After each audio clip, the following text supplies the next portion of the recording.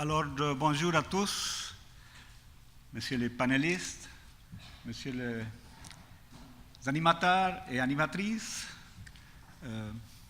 toutes les personnes présentes. C'est un honneur, c'est un privilège et c'est un plaisir pour moi de vous souhaiter la bienvenue à ce forum qui deviendra sûrement, je crois, à vous voir, un jalon dans l'histoire de la régénération de la gouvernance des territoires au Québec.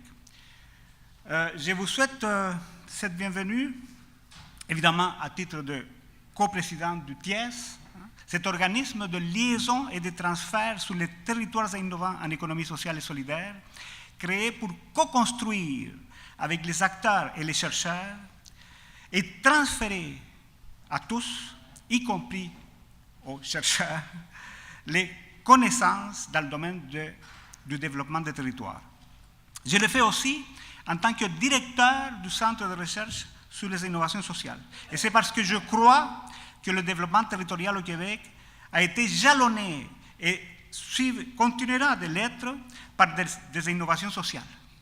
Je le fais aussi en tant que chercheur, observateur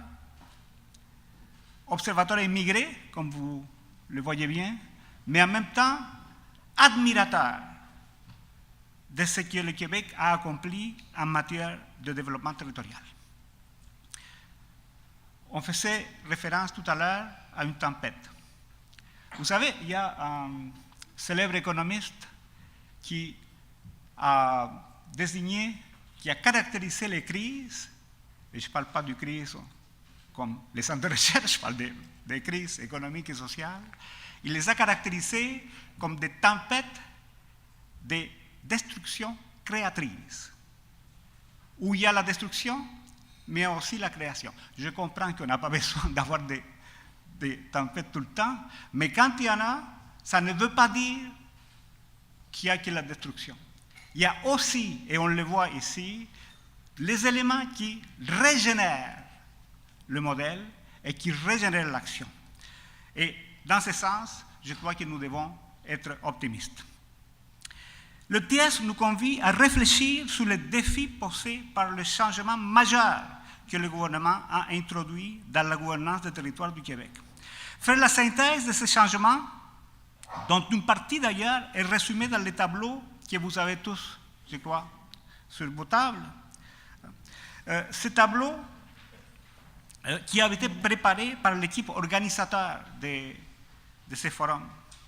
Et quand on le regarde, ça ressemble à faire la chronique et ça me fait penser à un célèbre livre de Gabriel García Márquez, la chronique d'une mort, mais dans ce cas, et là je pense au salon funéraire dont on a parlé, d'une mort non annoncée. Le livre de García Márquez s'appelle Chronique d'une mort annoncée.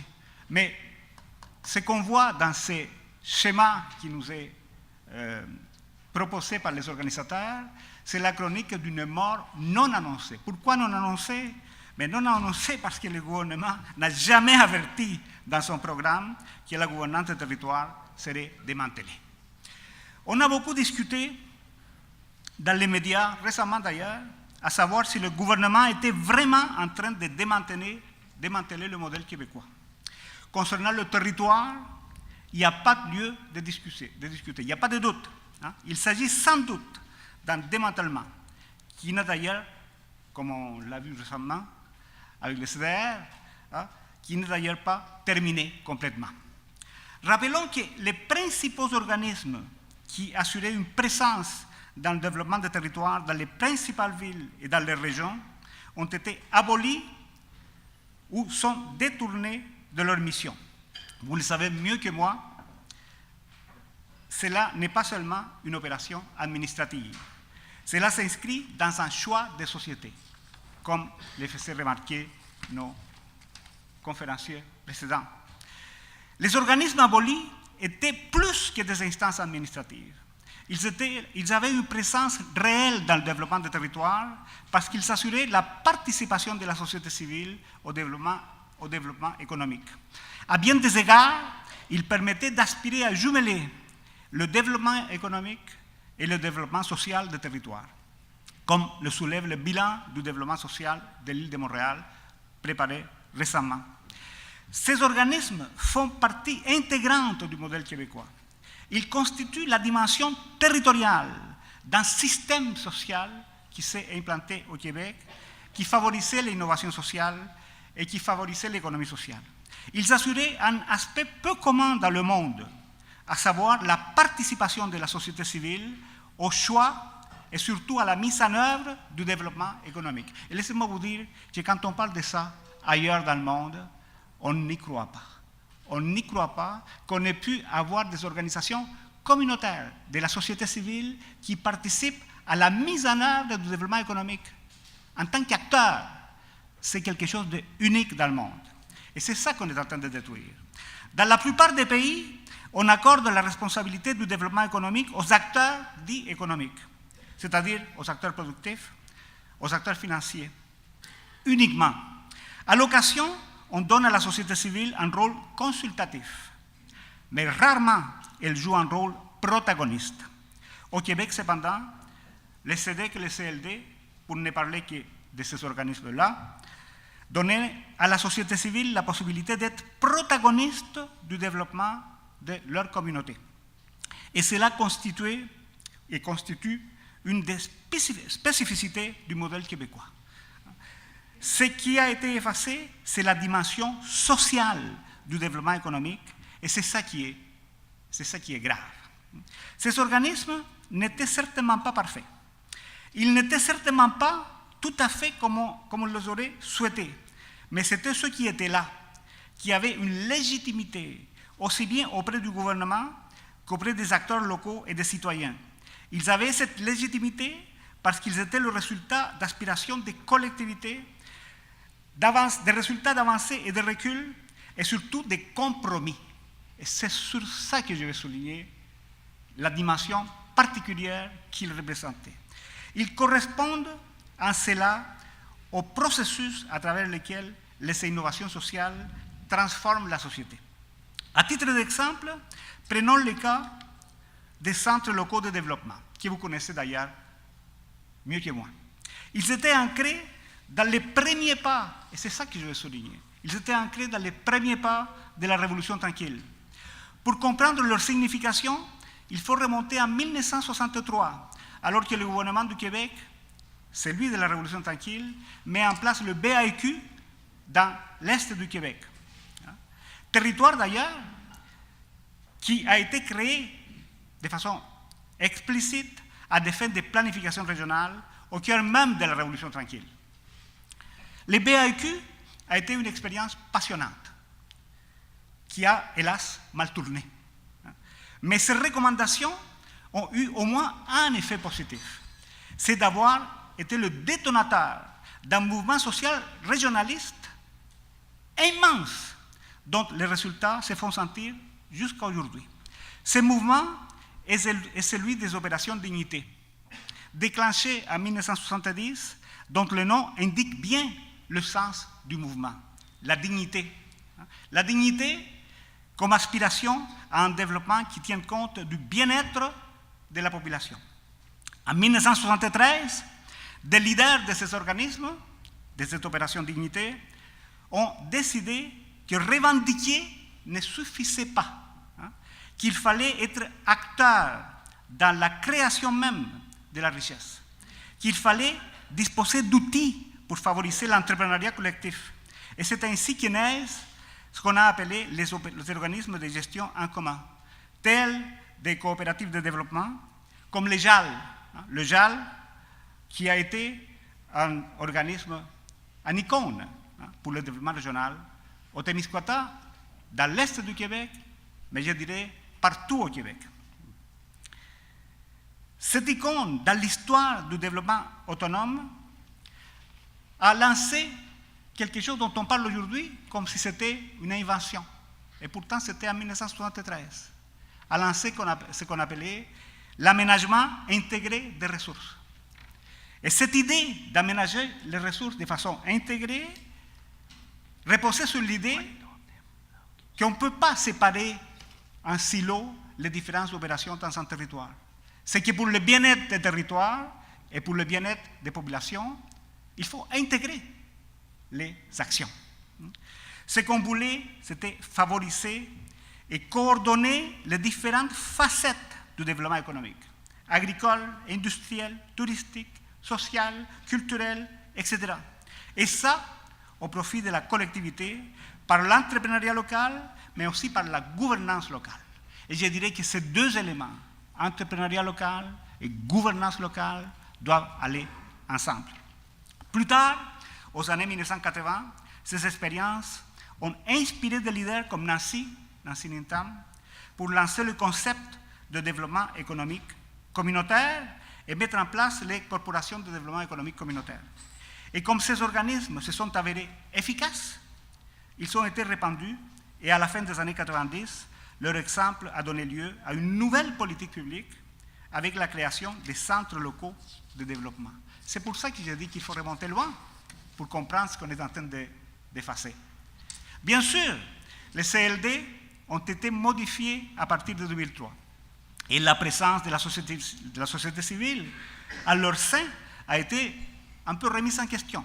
Il demeure que dans beaucoup de cas, là où sa présence était ancrée et s'était avérée significative, elle est restée et elle s'est même affirmée. C'est ainsi qu'à travers toutes ces expérimentations, s'est consolidée une dimension fondamentale et qui pour moi distingue vraiment le modèle québécois. Une dimension fondamentale du modèle québécois, à savoir la présence de la société civile dans la concertation locale des acteurs. On pourrait refaire la même trajectoire avec la conférence ou les conférences régionales des élus, les CRE, dont les racines remontent à la création des régions administratives en 1966, à la mise en place des conseils régionaux de développement dans le coin de 1969, à leur transformation en conseils régionaux de concertation et de développement quelque part aux années 1983, au début des années 80, ce qui a fait d'eux un élément majeur dans la tenue des sommets et autres activités et dans la concertation au niveau des régions où participaient les entreprises, les universités, les institutions régionales, les acteurs sociaux, etc. Tout cela pointait vers un développement local ascendant. Et c'est ça qui est important, à la base.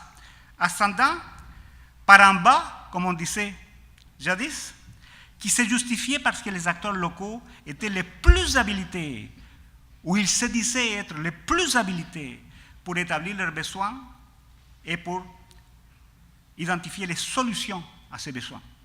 À travers ce processus, le territoire, laissez-moi vous dire que pour un géographe comme je suis, parler du territoire, c'est extrêmement émouvant. Alors, le territoire est devenu un référent pour les acteurs. Un référent. Ils ont développé une appartenance, une conscience d'appartenir à un même territoire et donc une attitude de protection du territoire et d'amélioration de la qualité de vie des citoyens. C'est tout cela qui a été aboli. Il s'agit cependant de voir comment on va recréer des instances de coordination et de concertation. La concertation est un des éléments constitutifs du modèle québécois. C'est le processus à travers lequel les différents intérêts se conjuguent et que les débats, les conflits et les tensions qui existent toujours et qui doivent exister, mais qu'ils sont maîtrisés. Il faut permettre aux citoyens et aux acteurs locaux de demeurer des protagonistes de cette concertation. Sinon, elle va se faire la concertation, mais au profit des plus puissants et probablement sans respecter les aspirations des communautés locales. Le développement des territoires se fait à travers la transformation de quelque chose qui semble évident, c'est-à-dire le fait de vivre ensemble en interrelation, c'est-à-dire la transformation de la proximité physique en proximité relationnelle. Mais ce n'est pas parce qu'on est proche qu'on développe un sentiment d'appartenance commun. Il faut des instances qui assurent la coordination des acteurs, l'interrelation entre les différents types de citoyens, et c'est cela le rôle des organisations de développement local. C'est lui d'assurer que les acteurs agissent au profit de la collectivité, d'assurer la médiation entre les acteurs locaux lorsqu'ils ont des intérêts différents, de façon à établir des choix collectifs et des priorités. Pour réaliser cette fonction, les organismes doivent développer des capacités d'action collective, doivent assurer un leadership local où les différents types d'acteurs aient une place et doivent développer des capacités de réflexion, des capacités réflexives, c'est-à-dire de réfléchir sur l'avenir et sur les choix de développement à favoriser. Des exemples nombreux. On a l'exemple des collègues de Saint-Camille qui ont fait de l'attitude réflexive une marque de commerce pour nous inspirer. Terminons en disant que le territoire local peut être un rempart contre les effets déstructurants de la mondialisation.